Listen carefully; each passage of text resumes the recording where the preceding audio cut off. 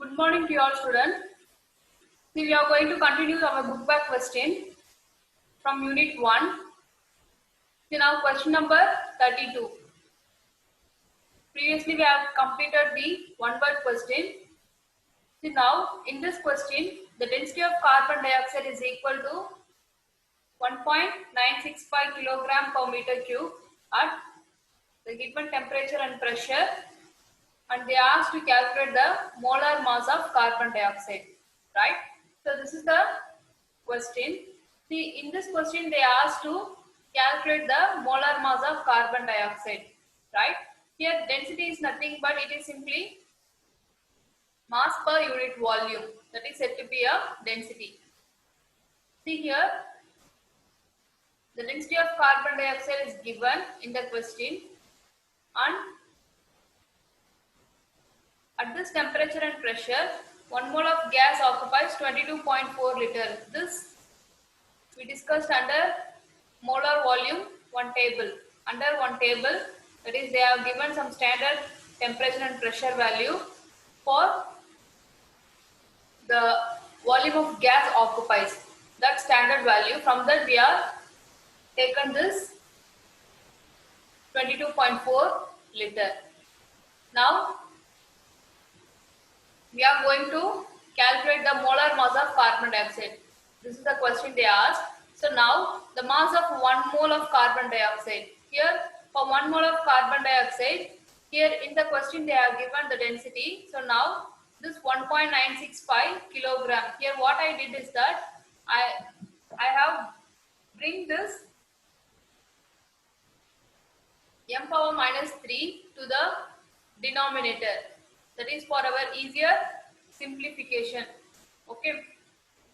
See, we all know 1 kilogram will be equal to 1000 gram. So now I am going to convert this kilogram to gram. Then I bought this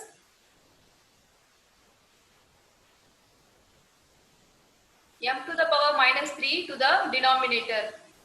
So which means it will become, that is it will get converted to plus, right? And now this will be multiplied by 22.4 liter. Okay. So because we are dealing with the mole of the gas.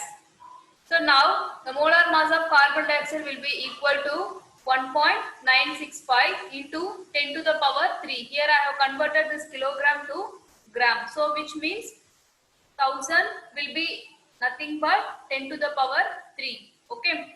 Into this 22.4. Here I am converted this liter to meter cube. Okay. That is for our easier simplification. We have to convert this based on the given data, right? So now we all know 1 liter will be equal to 1000 ml, right? But here I have converted it to cubic meter. So which means we have to divide this 22.4 divided by 1000. Okay. So that is nothing but 10 to the power minus 3. 1000 will be equal to 10 to the power 3. So once it comes to the numerator, it will become 10 to the power minus 3. Okay. See now, when we simplify this, we get the, see this meter cube and then this meter cube get cancelled, and here 10 to the power plus 3 and here 10 to the power minus 3. So the power will become 0. Minus 3 and plus 3 will become 0. So on multiplying this 1.965 into 22.4, we get the answer 44. See, approximately we can take this. That is 1.9 is nothing but 2. That is approximately equal to 2. So simply 2 into 22.4 we get 44 gram. Okay. Because this meter cube get cancelled. Okay, so very simple problem.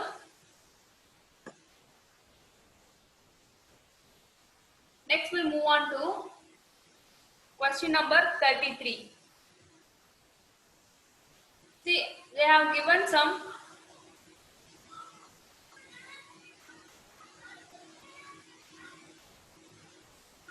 Question, among that we have to choose which is the greatest number of moles of oxygen atom. We all know how to calculate the mole. Simply we have to correlate with the mole. So 1 mole will be equal to Avogadro number. So the Avogadro number is simply given by 6.022 into 10 to the power 23, right? So now in the question they have given, first question, 1 mole of ethanol. See, we all know ethanol is simply written as the molecular structure will be C2H5OH. This ethanol belongs to the alcoholic group. So alcoholic group means it will have this OH. Okay. So now, so the presence of OH indicates the alcoholic group. So now, here I have calculated the molar mass. See now,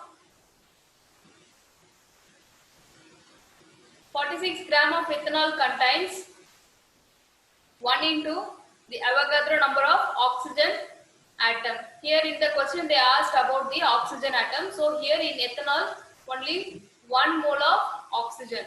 Okay. Here there will be presence of only 1 oxygen. See here there will be 1 oxygen, right? So now this refers to 1 oxygen atom, and that we have to deal with the compare with the Avogadro number. Okay. So in the next question, formic acid. So formic acid will given by HCOOH. The acid means it must ends with COOH.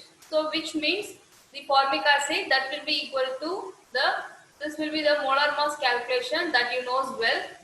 So now here this 46 gram of formic acid contains 2 into Avogadro number. Here how many oxygen are there? 2 oxygen, the presence of 2 oxygen.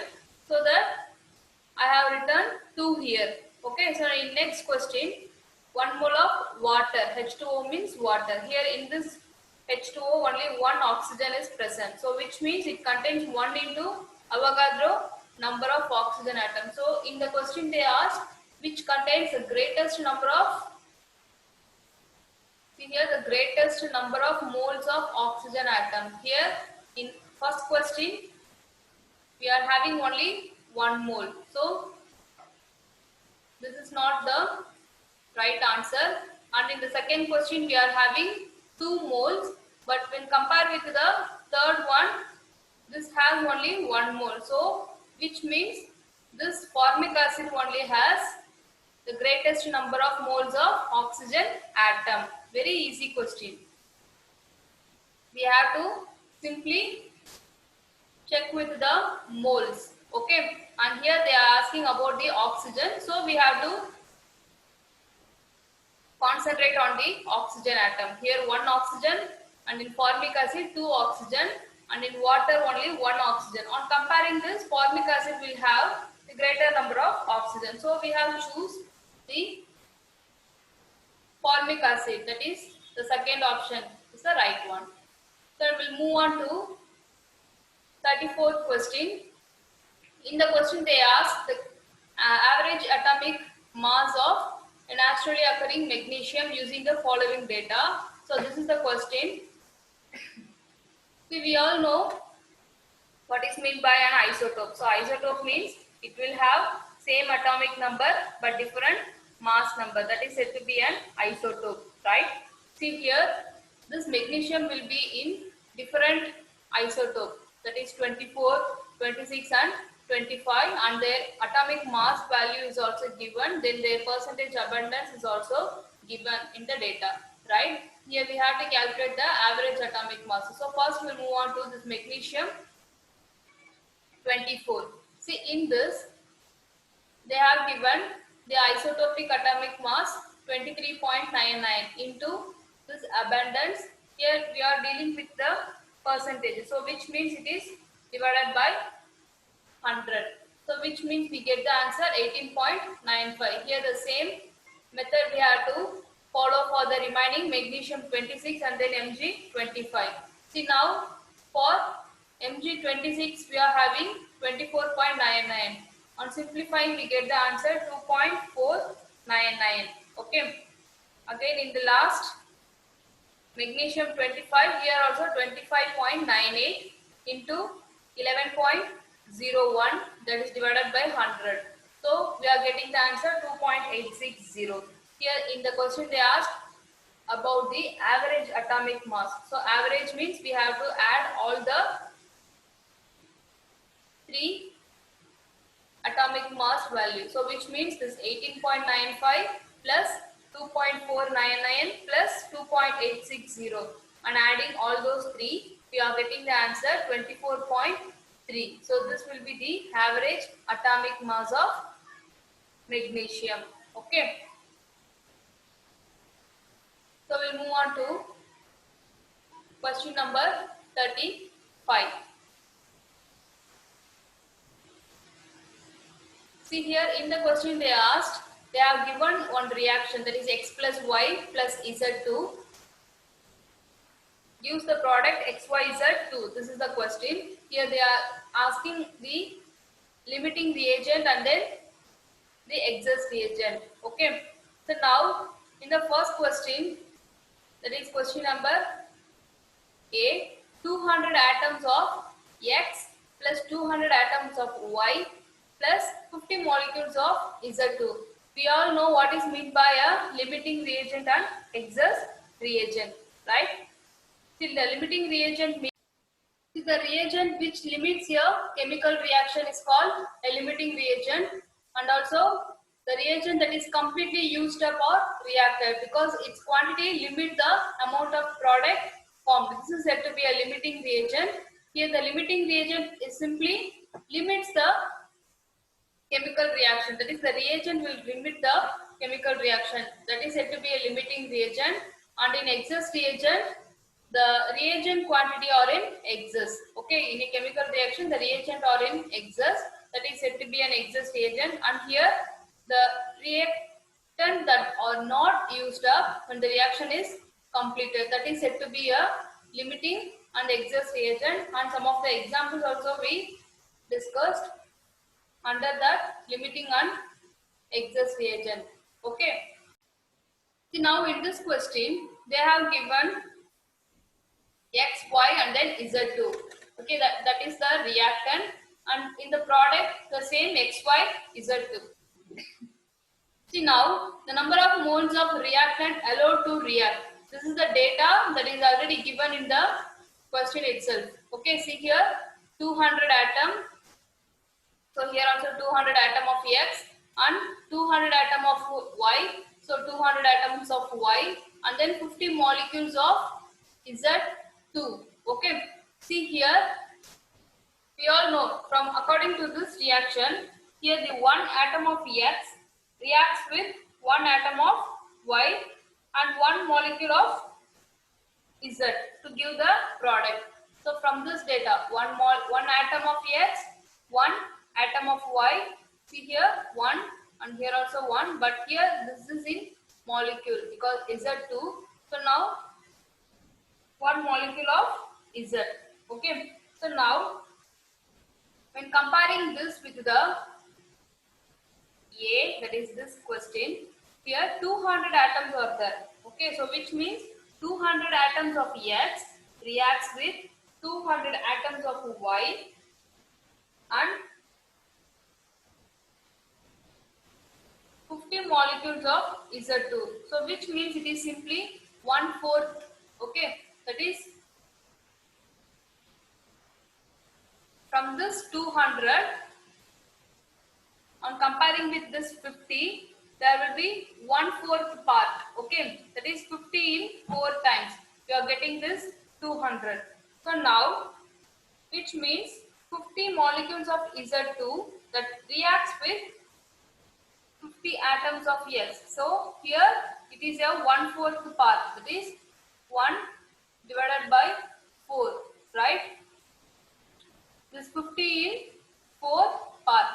So that we are getting this 200. So now, which means in the product 50